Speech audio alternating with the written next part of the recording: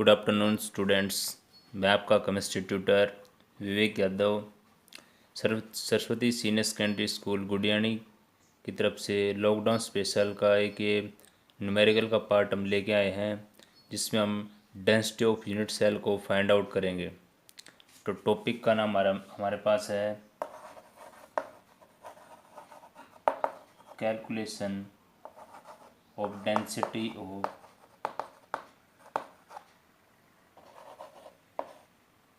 A cubic crystal from its age तो ध्यान रखेंगे, डेंसिटी को हम ऐसे सिंबल से रिप्रेजेंट कर सकते हैं, या आप ऐसे डी भी लिख सकते हो, डी भी लिख सकते हैं या ये भी लिख सकते हो। इसका फॉर्मूला बिल्कुल आसान है, जमना। इस तरीके से याद कर सकते हैं इसको, ठीक है। अब देखो जमना का मतलब क्या क्या है, यहाँ पे फॉर्मूला कैसे आएगा। जेड इंटू में एम अपॉन में ए क्यूब इंटू में एन नोट ठीक है।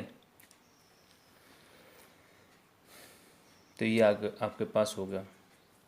अब देखो इसको, इसमें क्या क्या चीज़ें हैं। जेड क्या है, क्योंकि डेंसिटी होती है ना, mass upon volume, mass upon volume, ठीक है। तो जेड तो आपके पास है number of atom present in per unit cell. जैसे हम जेड की वैल्यू फाइंड आउट करते हैं ना, जैसे अभी हमने सिखाया था आपको, सिंपल क्यूबिक के लिए जेड का मान कितना होता है 1, बॉडी सेंटर्ड के लिए जेड का मान कितना होता है 2, और एफसीसी के लिए जेड का मान कितना होता है कॉर्नर और फेस पे 4। तो ये जरूरत पड़ेगी आपको, जेड का मान 1 2 4। तो ये तो आप जेड की वैल्यू को पुट करेंगे, ठीक है। सिंपल क्यूबिक के लिए जेड का मान 1, बॉडी सेंटर्ड के लिए 2, फेस सेंटर्ड के लिए 4। तो जेड के मान तो यही 3 होते हैं बस इसमें, ठीक है। और जेड एक्चुअली क्या है, number of atom present per unit cell, ठीक है। अच्छा, उसके बाद ये तो होगा जेड आपका। उसके बाद एम का मतलब क्या होता है, एम का है atomic mass of the element. M का मतलब होता है एटॉमिक मास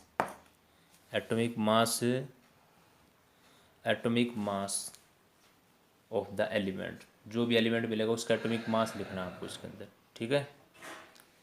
अच्छा, ए कौन है आपके पास, जो आपका ए है, ए कौन है, ए का मतलब है एज लेंथ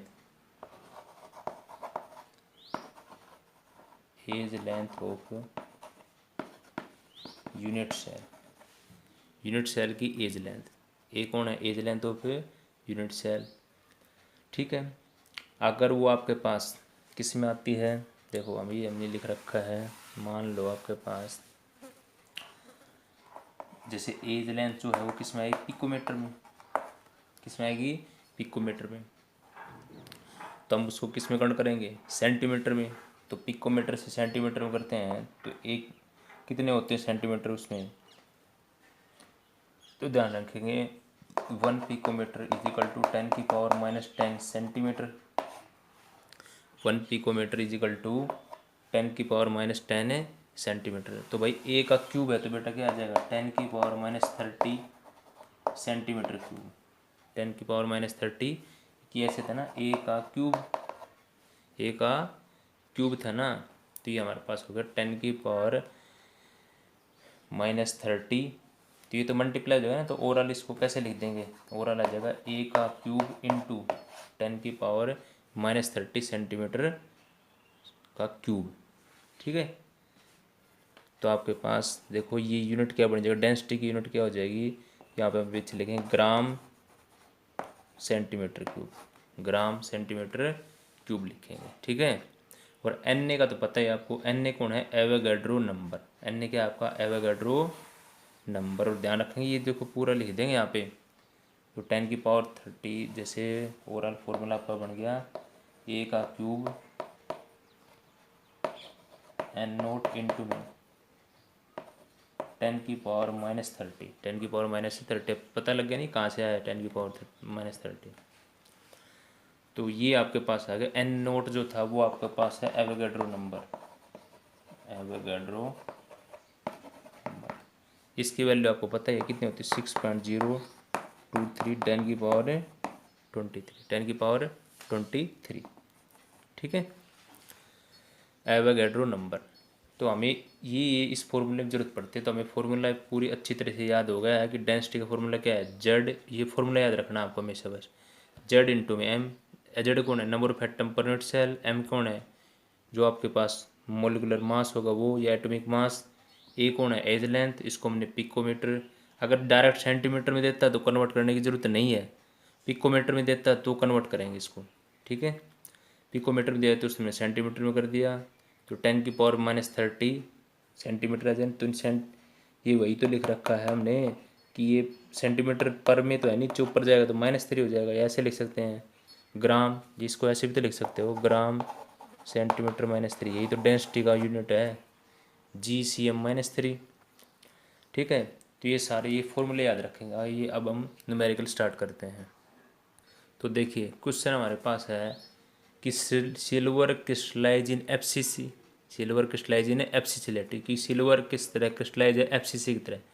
तो ये तो कन्फर्म हो गया हमारे पास इसमें कि जड़ FCC बोलते साथ हमें पता लग गया कि भाई मेरा जड़ का मान कितना है बेटा 4 है। जड़ का मान कितना है 4 है क्योंकि FCC में पार्टिकल कहाँ होता है फेस और कॉर्नर पे। अच्छा उसके बाद क्या बोला है कि edge length of unit cell. इसका मतलब जब भी एज लेंथ बोला तो इसका मतलब ए का मान है किसका मान है ए का मान वो कितना है 4.07 10⁻⁻8 सेंटीमीटर। अब की बार ये भी सेंटीमीटर में दे रखा है चलो ठीक है।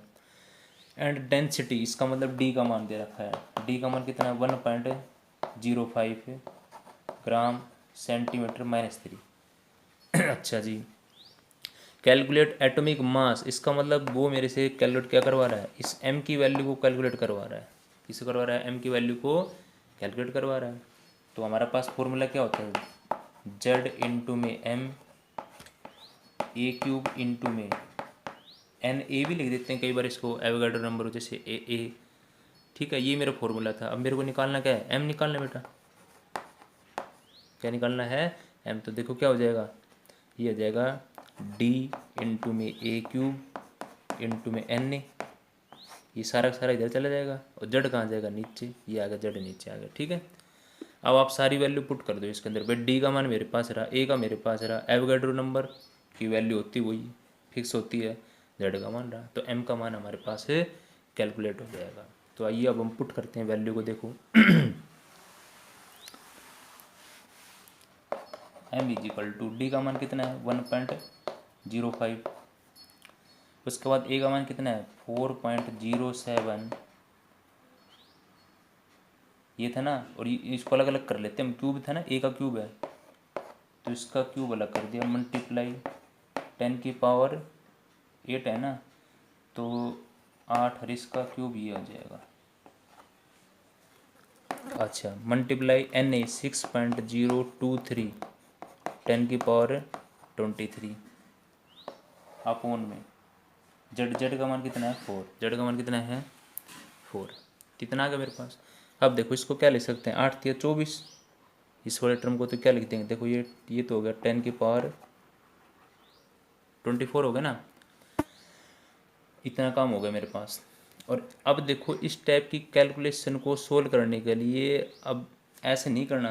देखो ये हमारे पास देखो मेरे को सोल्व करना मान लो ये मेरे पास 10.5 है ना और ये मेरे पास इसको मैं क्या मान लेता हूँ इसको मैं मान लेता हूँ 4.0 ही मान लेता हूँ क्योंकि मेरे को अप्रोक्स आंसर लेके आना है ठीक है।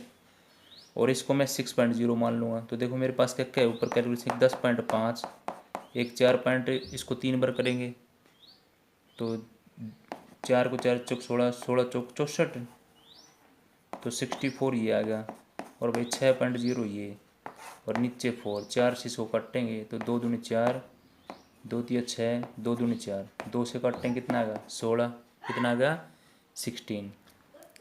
अच्छा, अब और देखो, तो आप इसकी कैलकुलेशन इस टाइप से करके देखेंगे या इसको सोल्व करोगे ना आप, तो आपके पास आंसर बन जाएगा इसका 106.592। सोल्व करके देखना इसको, ग्राम मोल इनवर्स, या इसको हम क्या लिख सकते हैं, या आप आंसर लिख सकते हो 106 इंटू में 592 U। ठीक है, ये एम का मान आ गया होगा हमारे पास। ओके, अब देखें नेक्स्ट क्वेश्चन हमारे पास है, copper crystallise into FCC lattice. तो देखो यहाँ पे आंसर के अंदर हम जो जो वैल्यू गिवन है, FCC का मतलब सीधा पता लग गया, जेड का मान कितना है 4, एज लेंथ का मान दे रखा है, ए का मान कितना है 3.61 10⁻⁻8 सेंटीमीटर। ठीक है, show that calculate density agreement with measured value, की कहता है कि अगर ये ऐसा सिस्टम था जिसमें हमने डेंसिटी मेजर की थी और वो वैल्यू मेरे पास आई 8.92, तो क्या अब हम इसमें क्या करेंगे, हम खुद भी कैलकुलेट करेंगे और ये जो उसने मेजरमेंट की, तो ये चेक करना चाह रहे हैं कि हम जो फाइंड आउट करके लेकर आएंगे वो इसको बिल्कुल मैच कर रही कि नहीं, या इसके नियरली इक्वल है कि नहीं, नियरली आउट है कि नहीं। अब वो पता लग जाएगा इसी के अंदर कि वो नियरली आउट है या नहीं है। दूसरा, एम का मान इसमें गिवन है आपके पास, वो दे रखा है कॉपर का एटॉमिक मास जो आपके पास 63.5 ग्राम मोल इनवर्स, ग्राम मोल इनवर्स, ये इसने दे रखा बेटा। ठीक है, तो बस हमें एवोगाड्रो नंबर की वैल्यू पता ही है, तो डेंसिटी का मान फाइंड आउट करके देखते हैं। एक मिनट देखो इसी के अंदर, अब देखो density D is equal to देखो जेड का मान कितना 4, एम का मान 63.5 अपॉन में। अब देखो अब की बार हम ए क्यूब करने की जरूरत नहीं, क्योंकि पहले से ही ना ए क्यूब तो है, बट वो 10 की पावर करने की जरूरत नहीं, पिकोमीटर आता है ना बेटा, तब उसको सेंटीमीटर में लेकर जाना है, पर इसने पहले ही सेंटीमीटर में दे रखा है ना, तो फिर अब ज़रूरत नहीं है हमें करने के लिए। ठीक है, अगर यहाँ पिकोमीटर देता है तो सेंटीमीटर में कन्वर्ट करते हैं, अब ऑलरेडी सेंटीमीटर में है तो फिर कोई दिक्कत नहीं, ए क्यूब तो होगा ही, ए क्यूब है तो सीधा पुट कर दो यहाँ पे, मान कितना है 3 इंटू में 6 1, इसको अलग अलग कर लिया अगर, जैसे इसका क्यूब और 10⁻⁻8 का क्यूब करेंगे वो कितना हो जाएगा 24 मल्टीप्लाई, और उसके बाद आपके पास क्या है बेटा 6.023 10⁻23। अब इस टर्म को हम सोल्व करेंगे, तो सोल्व करोगे आप तो उसकी वैल्यू आपके पास आएगी 8.96 ग्राम सेंटीमीटर -3 ग्राम सेंटीमीटर, क्योंकि डेंसिटी की यूनिट यही होती है। अब ये देखो आपने जो वैल्यू निकाल के लेकर आए वो तो है 8.96, जो मेजर की थी वो कितनी थी 8.92, इसका मतलब ये नियरली सेम ही है, बस थोड़ा डिफरेंट कहाँ है, ये लास्ट वाली डिजिट पे है ना, यहाँ पे 2 था इसमें 6 आ रहा है, तो अब आंसर हम ये बोलेंगे which is nearly equal to major value, answer हम बोलेंगे which is nearly equal to major value, जो मेजर वैल्यू थी उसकी बिल्कुल ये नियरली इक्वल टू है, तो हमने फाइंड आउट कर लिया डी का मान। ओके, अब देखिए हमारे पास एक क्वेश्चन है, निबोबियम क्रिस्टलाइज इन BCC, तो यहीं से मेरे को फाइंड आउट हो गया भाई, BCC बोला है बॉडी सेंटर, तो बॉडी सेंटर में जेड का मान कितना होता है 2 होता है, जेड का मान कितना होता है 2। चलो ये बन क्या कि डेंसिटी के दे रखा, डी का मान दे रखा है 8.55 ग्राम सेंटीमीटर -3 बेटा। ठीक है, अच्छा कैलकुलेट एटॉमिक रेडियस, आपको atomic radius of niobium using its atomic mass, इसका मतलब आपको एटॉमिक रेडियस फाइंड आउट करना है, मतलब अब की बार आपको मान निकालना है इस ए का, किसका मान निकालना है, इस ए क्यूब का मान निकालना है। क्या मतलब, पहले हम ए का मान निकाल लेंगे और उस ए के मान से आर की वैल्यू को फाइंड आउट कर लेंगे। क्यों, क्योंकि मैंने आपको ध्यान रखना एक फॉर्मूला करवाया था, क्या फॉर्मूला था कि जो बॉडी सेंटर्ड में बॉडी डायगोनल जो होता है 4r बराबर होता है √3a के बराबर, 4r इजिकल टू √3a, ये फॉर्मूला हमने करवाया आपको पीछे, तो यही फॉर्मूला हमने यूज कर रहे हैं इसके अंदर, 4r इजिकल टू √3a। अब मेरे पास इसने पूछा है एटॉमिक रेडियस, तो इसका मतलब r का मान मेरे से पूछा है इसने, किसका मान पूछा है r का मान, तो मैं ए का मान फाइंड आउट कर लूँगा। जैसे मेरे पास ए का मान आ जाएगा तो मैं आर का फाइंड आउट कर लूँगा। तो लास्ट में हमें इसकी ज़रूरत पड़ेगी। तो देखो कैसे फाइंड आउट करते हैं। तो सबसे पहले हम इसमें करेंगे, जैसे हमने हमारे पास फॉर्मूला क्या था, d is equal to Z M a cube into में N naught, a cube into में N naught gram centimetre minus 3, ये फॉर्मूला था ना हमारे पास। अब ए क्यूब निकालना है तो ए क्यूब कहाँ जाएगा, ऊपर, ए क्यूब ऊपर आ गया, डी कहाँ आ गया, नीचे आ गया, डी कहाँ आ गया, नीचे आ गया आपके पास। ठीक है, अब पुट करो सारी वैल्यू आप। ये डी है, डेंसिटी है, वैल्यू देखो, जेड का मान कितना है 2, एम का मान इसने दे रखा है, एटॉमिक मास जो है निबोबियम का होगा 93। अच्छा, उसके बाद डी का मान कितना है 8.55, 8.55। उसके बाद एवोगाड्रो नंबर का वैल्यू कितना है 6.023 10 की पावर 23, 10 की पावर 23। अब देखो इस टाइप के क्वेश्चन को कैसे सोल्व करोगे आप। देखो अब ए की क्यूब आ गई ना, पावर वाली टर्म है, तो इसको कैसे सोल्व करेंगे। देखो जैसे इसको आप कैलकुलेट करोगे तो आएगा आपके पास 3.611 मल्टीप्लाई 10 की power -23 centimetre cube, centimetre cube ये आ जाएगा आपके पास। ठीक है, सेंटीमीटर क्या आ जाएगा क्यूब, ये वैल्यू आपके पास आ जाएगी। अब ये आ जाएगा आपके पास, जैसे ये आ गया। अब देखो मैं एक पॉइंट थोड़ा क्या कर देता हूँ, इस पॉइंट को इधर कर देता हूँ थोड़ा, तो मैं लिख दूँ 36.1111 36.1111 मल्टीप्लाई 10 की पावर -24 सेंटीमीटर क्यूब, ये लिख दिया मैंने। ये थोड़ा मैंने इसलिए किया क्योंकि ये मेरी पूरी किसी की पावर बन सकती है आसानी से, इसलिए ऐसे कर लिया। और बराबर क्या है मेरे पास है ए का क्यूब, बराबर क्या है ए का क्यूब है मेरे पास। ठीक है, अब देखो अब इसको कैसे सोल्व करेंगे हम। अब हमें जैसे हमने 11th क्लास में आपको लोग को फाइंड आउट करना सिखाया था, लोग को क्या करने को सिखाया था, फाइंड आउट कैसे करते हैं।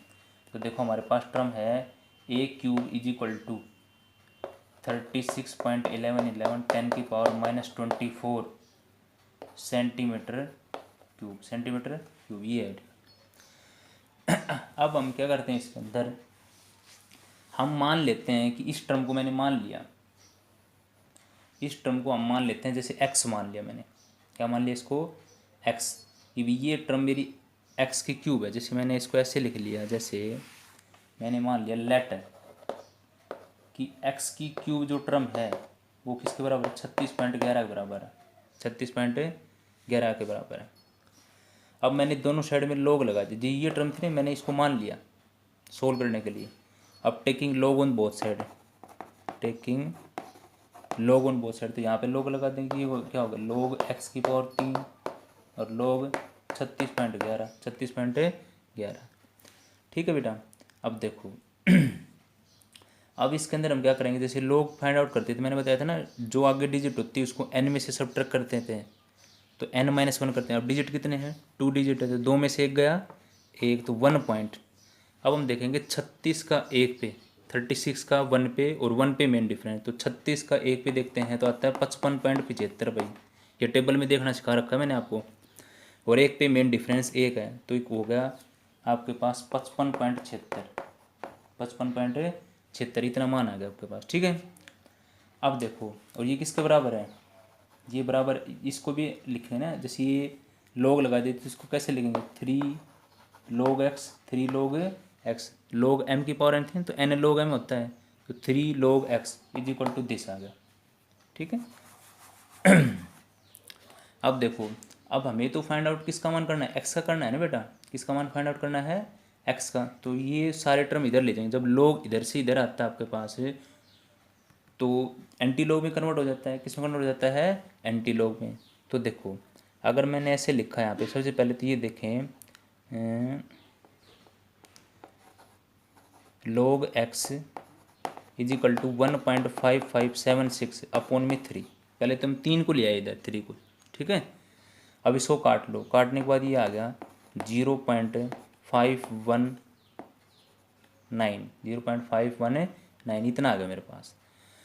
और मेरे को फाइंड आउट करना है x का मान, तो x क्या हो जाएगा, अब देखो मेरा log जाएगा उधर, log उधर जाएगा, क्या बन जाएगा एंटी लॉग, एंटी लॉग किसका 0.519 का, 0.519 का, ठीक है। अब देखो, अब एंटी लॉग देखना आपको। एंटी लॉग कैसे देखेंगे, ये भी आप टेबल की यूज जरूरत पड़ेगी आपको। अब देखो, अगर यहाँ पे जैसे ये टर्म पॉजिटिव में होती है ना, तो 10 की पावर में जाएगी, तो 10 की पावर 0 करेंगे तो 1 ही होगा ना वो तो। पर आपको टेबल में देखना पड़ेगा 0.91 का ना, 0.51 का 9 पे, 0.51 का 9 पे आप देखोगे ना, तो आपके पास मिलेगा ये 33.04, 33.04। ये टेबल में देखोगे आप 0.51 का 9 पे, ये एंटी लॉग है, लॉग नहीं एंटी लॉग, क्योंकि एंटी लॉग पॉइंट से स्टार्ट होता है। तो बेटा इसमें आंसर करने के लिए हम एक पॉइंट यहाँ लगा देते हैं, तो इतना हो जाएगा 3.304, 3.304। इसका मतलब एक्स का मान मेरे पास आ गया, मेरा ये एक्स का मान क्या आ गया मेरे पास, फाइंड आउट होके आ गया। अब देखो मैं क्या लिख सकता हूँ, देखो ये थोड़ा बड़ा है, लॉग लिखाना बिल्कुल आसान है। सबसे पहले हमने क्या किया, इस टर्म को एक्स क्यूब मान लिया, फिर मैंने दोनों साइड लॉग लगा दिया, फिर ये 3 log x हो गया। यहाँ पे log का मान 2 डिजिट होते हैं ना, तो उसको होता है n-1, तो 2 में से गए 1, अब 36 का 1 पे और 1 पे मेन डिफरेंस, तो ये मान आ गया। फिर log x इजिकल, तो ये 3 चला जाएगा इधर, तो डिवाइड कर दे, ये मान आ गया। अब मेरे को चाहिए x का मान, तो log से उधर जाएगा तो क्या बन जाएगा एंटी लॉग, और एंटी लॉग का मान मैंने देखा 0.51 का 9 पे, तो ये आ गया 33.04, तो मैंने लिख दिया 3.04, 3.04, ठीक है। अब देखो इसको तो लिखना आसान होगा नहीं, क्योंकि इसको तो क्या लिख सकते हैं भाई, इसी को इसी टर्म में लिख दिया हमने, जैसे इसको भी क्यूब में कर दिया, इसका भी करेंगे तो इसको ऐसे लिख सकते हैं ना, 10 की पावर -24 को 10 की पावर -8 की पावर 3, 10 की पावर 8 माइनस 3। तो देखो अब लिख देंगे इसको, क्या लिख देंगे तो ये आ जाएगा हमारे पास, ए का मान क्या आ जाएगा 3.304 इंटू में, इसको हम लिख लेंगे 10 की पावर -8, 10 की पावर -8, क्योंकि पूरी पावर को क्यूब में कर लिया था ना मैंने, जैसे इसको भी कर लेंगे, इसको भी क्यूब कर लिया इक्वल करने के लिए। तो ये आ गया हमारे पास सेंटीमीटर, ए का मान आ गया मेरे पास। अब देखो अब इसको हम और भी सोल्व करने के लिए थोड़ा, या इतना भी रख सकते हो आप, इसको इतना ही रखो, कोई दिक्कत नहीं है, या पिकोमीटर में या इसी में लिख लें, कोई नहीं। अब 4r is equal to √3a, 4r is equal to √3a, r का मान निकालना है बेटा, तो √3a अपॉन में 4, √3a अपॉन में 4। देखो भाई √3 का मान तो आपके पास होता है 1.732, इंटू में ए का मान कितना है 3.304, 10 की पावर -8 अपॉन में अब 4। इसको आप सोल्व करोगे तो आपके पास आ जाएगा आपका आर का मान, किसका मान आ जाएगा, आर की वैल्यू फाइंड आउट कर लोगे। तो थोड़ा सा क्वेश्चन लेंथी है पर आसान है बिल्कुल, ठीक है। अब देखो एक क्वेश्चन हमारे पास है एन एलिमेंट विद डेंसिटी का मान दे रखा है, ठीक है, from cubic unit cell, atomic mass of element भी मेरे पास दे दिया, ठीक है। तो आपसे पूछेगा आपके पास एटॉमिक मास, तो इससे पूछा है what is the nature of cubic unit cell, what is the nature of cubic, what is the nature of cubic unit cell, मतलब आपसे मान पूछ रहा है जड़ का। अब की बार आपको जड़ का मान फाइंड आउट करके लेके आना है, nature of cubic unit cell, cubic unit cell, ठीक है। जड़ का मान फाइंड आउट करना आपको, तो देखो कैसे करेंगे, फॉर्मूला हमारे पास है ही, तो जड़ क्या आएगा डी इंटू में ए का क्यूब इंटू में एन ए अपॉन में एम। अब देखो सारी वैल्यू मेरे पास है, डी का मान कितना मेरा 10 भाई, ए का मान कितना है, ए का मान इसने क्यूबिक यूनिट सेल फ्रॉम, यहाँ पे मैंने लिखा नहीं, हाँ ए का मान देखो यहाँ पे लिखा नहीं, एज लेंथ का मान आपके पास इसमें दे रखा है 3 इंटू में 10 की पावर -8, ये दे रखा है ए का मान, ठीक है। कि जो आपके पास क्यूबिक यूनिट सेल है उसकी एज लेंथ कितनी है 3 मल्टीप्लाई 10 की पावर -8 सेंटीमीटर, ये दे रखा है। एवोगैड्रो का मान आपको पता ही है कितना होता है 6.023, थोड़ा इधर लिख लेंगे इसको, जेड इजिकल टू 10 इंटू में 3 इंटू में 10 की पावर -8, ये मान गिवन है इन 6.023 10 की पावर 23 अपॉन में, अच्छा एम का मान ये दे रखा, ग्राम मोल इनवर्स, ये किसका मान है, एम का मान है, ये कितना है 81, ये कितना है आपका 81। तो इसको फाइंड आउट करोगे तो ये आ जाएगा 2.007। तो ये नियरली इक्वल किसके है 2 के। तो हमने राउंड फिगर में ले लिया 2। और 2 वैल्यू किसके लिए होती है जेड का मान, तो आंसर आ जाएगा BCC है वो आपकी क्यूबिक यूनिट सेल, कौन सी है बॉडी सेंटर्ड क्यूबिक। तो ऐसे आपको क्वेश्चनों को फाइंड आउट करना है। Thank you for watching Saraswati senior secondary school Gudiyani. ये लास्ट पार्ट था हमारे पास न्यूमेरिकल का, फिर उसके बाद हम नेक्स्ट यूनिट स्टार्ट करेंगे।